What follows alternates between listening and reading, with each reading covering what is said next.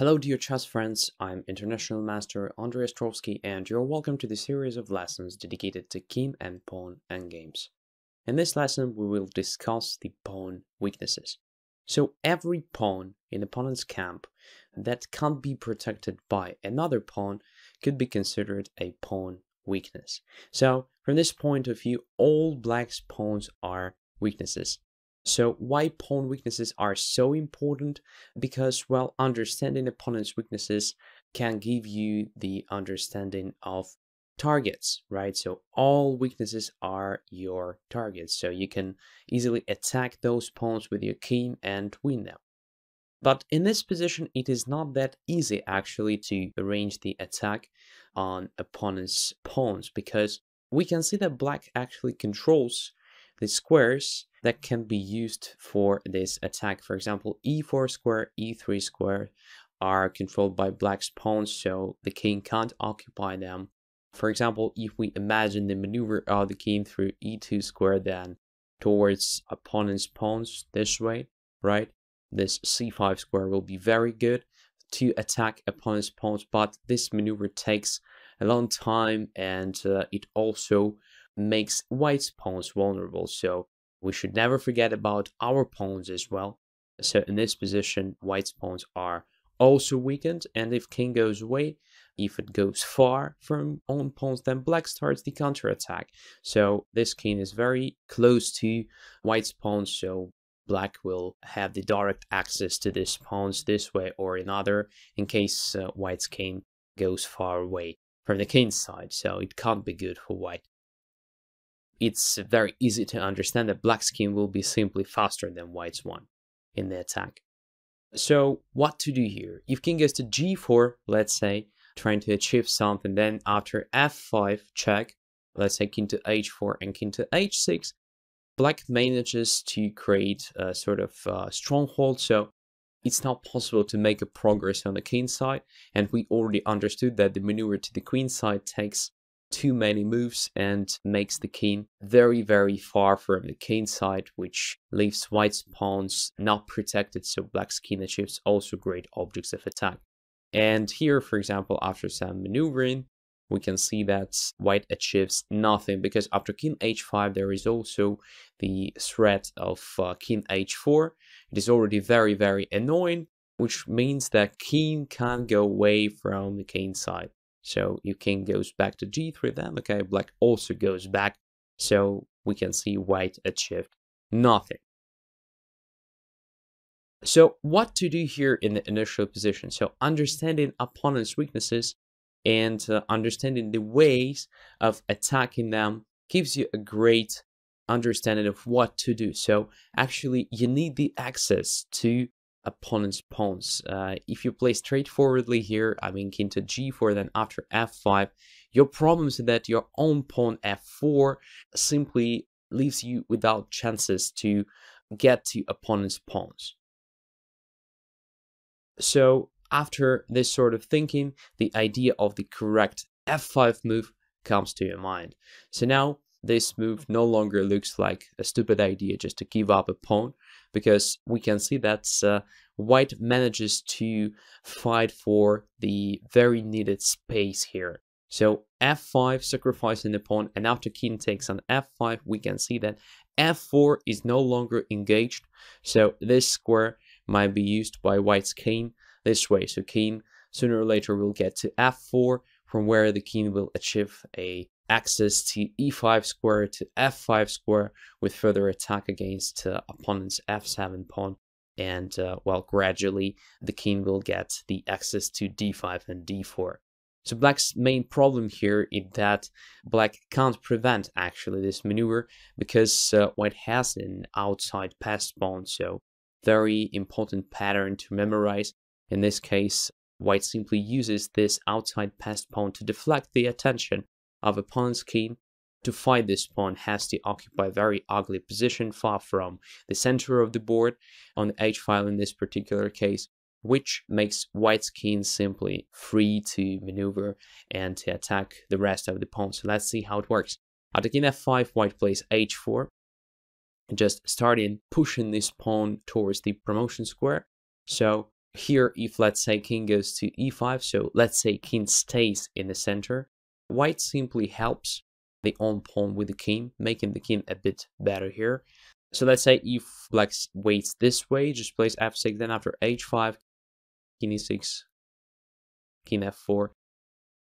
Again, simply maneuvering, then get into central pawns. White achieves a winning position. So here king takes f6 prior to attacking those pawns, and well, white wins. So after h4, let's say black tries king to f6, but this doesn't really change the situation. King f4, king g6, king g4, king h6, h5. So f6, for example, king goes to f5, king takes h5, king takes f6. So probably it is the last subtle moment in this example. So after king g4, king e5, it's clear that white eliminates both black's pawns, but the order of capturing those pawns matters. So after king f3, white has to start with a d5 pawn, because after king d4, black plays king to e2, sticks to pawn d3, and well, white can't make a progress because black has enough squares to stay here around this pawn d3, and whenever white takes on d5, the king takes on d3 with a draw.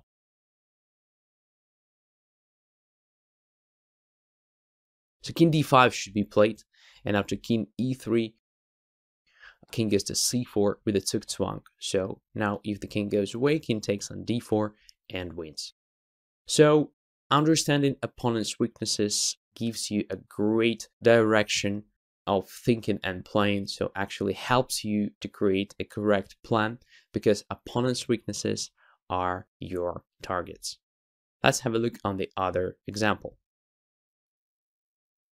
Here we have very similar pattern.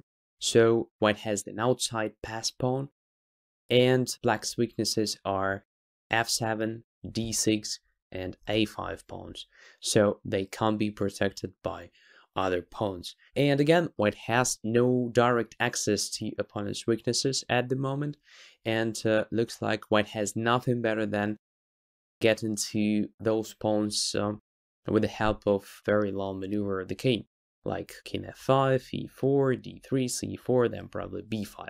Attacking a5 or intending to occupy c6 square to attack d6 pawn.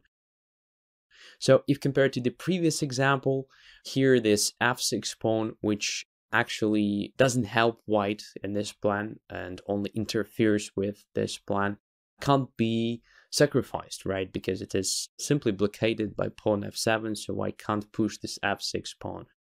So, well, white has nothing better than getting with the king there, because white can't really achieve anything on the king side.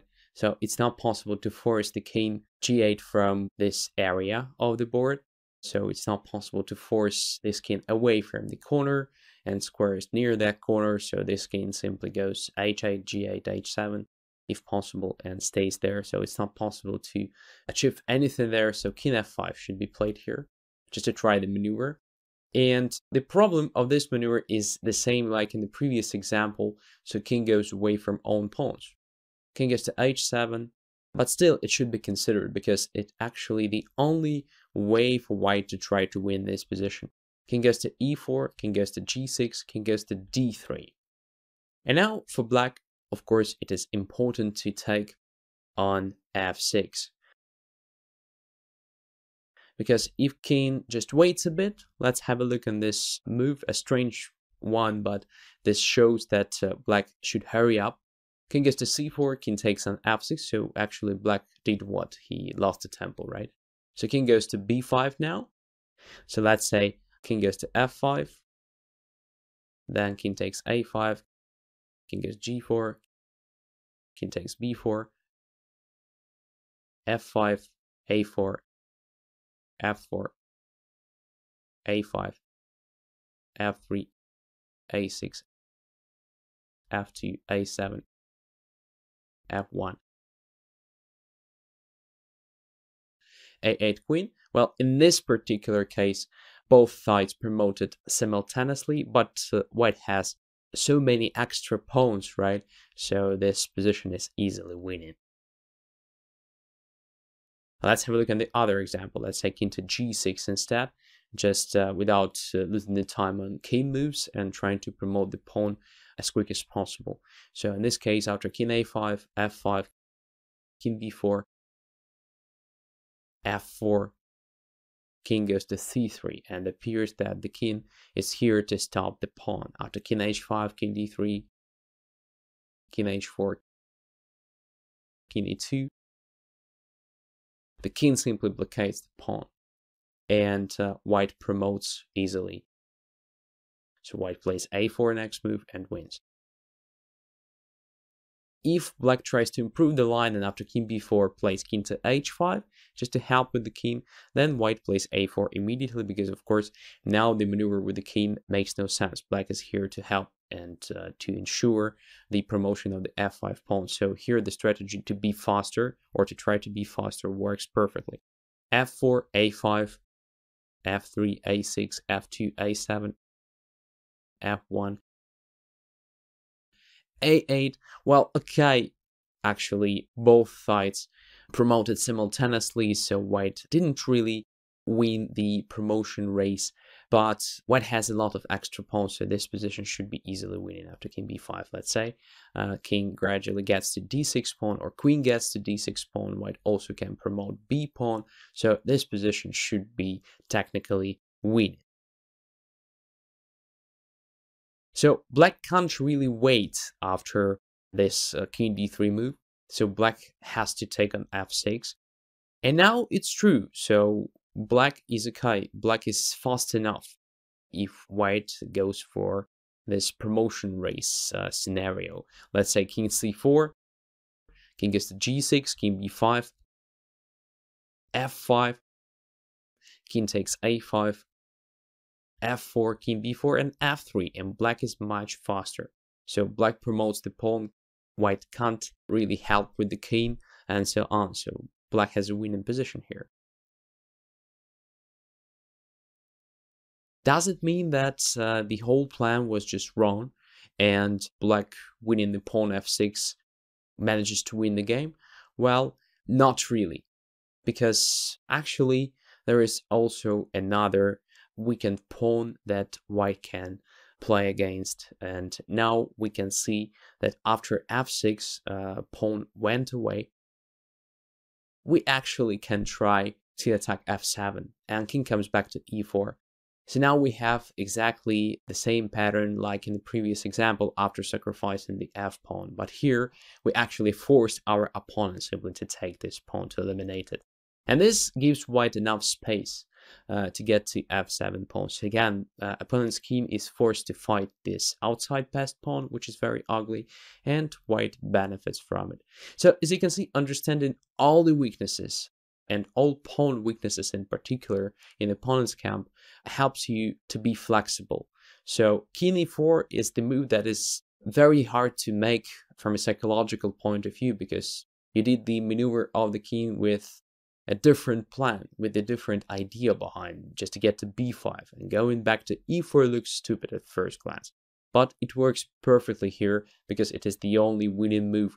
Because now after f6 is gone, your best plan is to play for f7 pawn. So king g6, king f4, king h5, king f5. So as you can see, while black's king gets more and more ugly, occupying very bad position, white's king becomes extremely active and gets the direct access to opponent's weaknesses. So now after f7 is eliminated, there is no problem to attack d6. So after king f5, king e7, king e4, and king takes d6, white finally wins very important pawn and now simply promotes d5 pawn. So white is much faster and wins the game. Let's have a look on the other example. This position is quite complicated and very interesting hence. So at the moment, black has an extra pawn.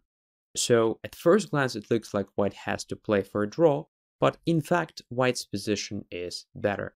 because there is very important feature in this position. White has a protected passed pawn c5. So this pawn is very strong. Even without moving this pawn, white can influence the situation because black's king becomes very, very passive. So this means in many cases it can't go far away from this pawn and white can use it.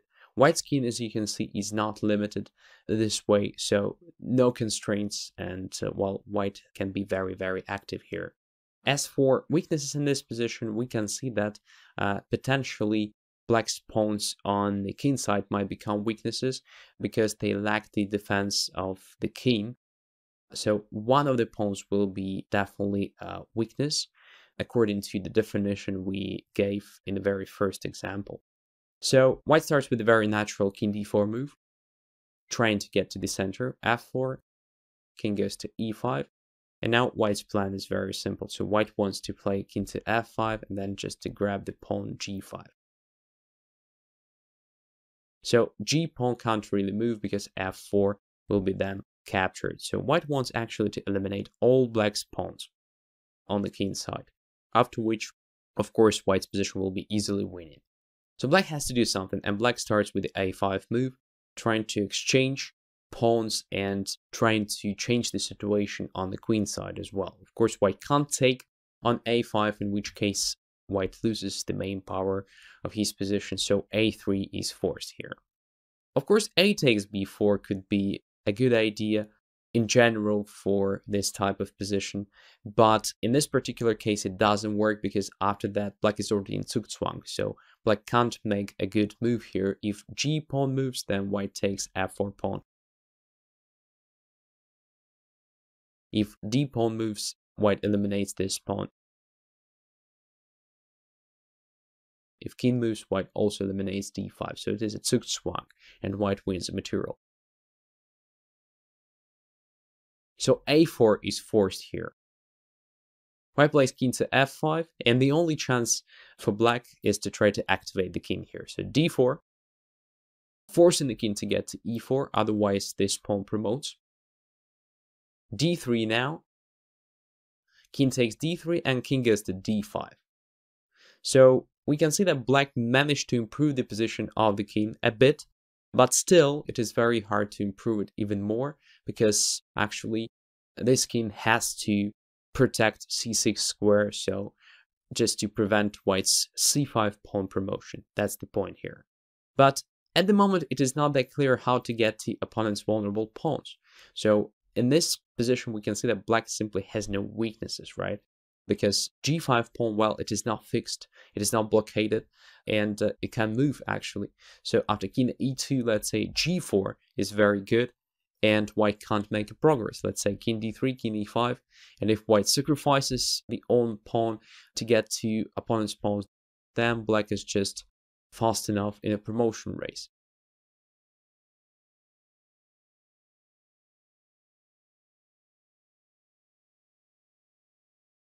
So king c4,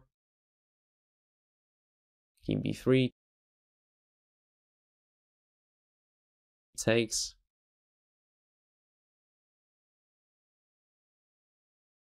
takes,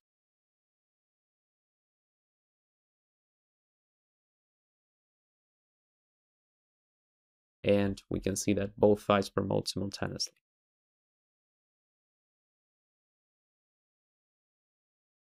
So white has to create weaknesses in opponent's camp. So g5 is no longer considered a weakness, so how to create weaknesses in black's position?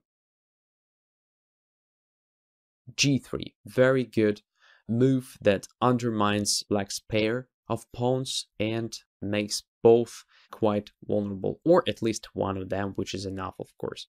So let's say if black doesn't take and plays f3, then after g4, white breaks the connection between pawns and f pawn becomes a simple prey.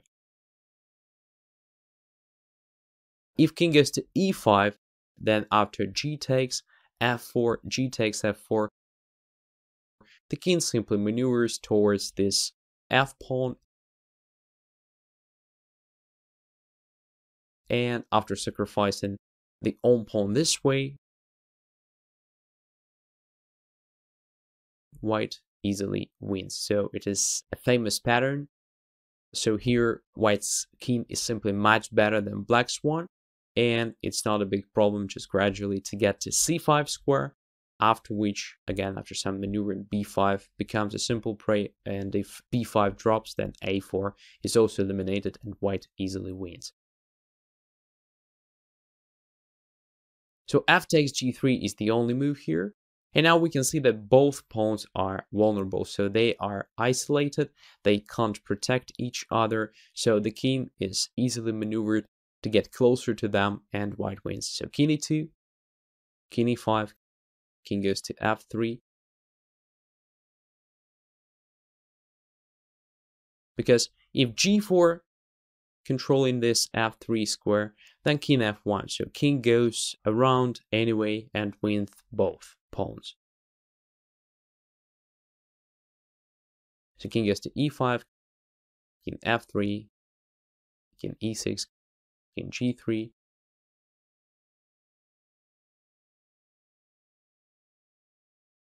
and well, gradually white gets closer, at proper moment sacrifices this pawn to win the rest of black's pawns.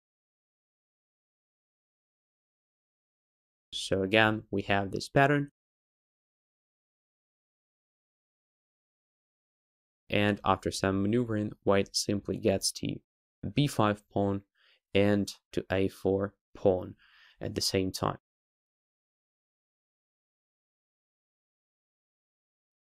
So this example shows us a very interesting thing. So even if you can't really recognize weaknesses in opponent's camp, well, then just try to create them. So the key move in this example was a g3. So at the right moment to undermine opponent's pawns, to try to make them vulnerable. So this move helped white just to break the tandem of g5 and f4 pawns, to make both pawns vulnerable, so to make both pawns weaknesses, and the rest was simple, just a maneuver of the king to grab both. Thanks a lot for your attention. See you next lessons.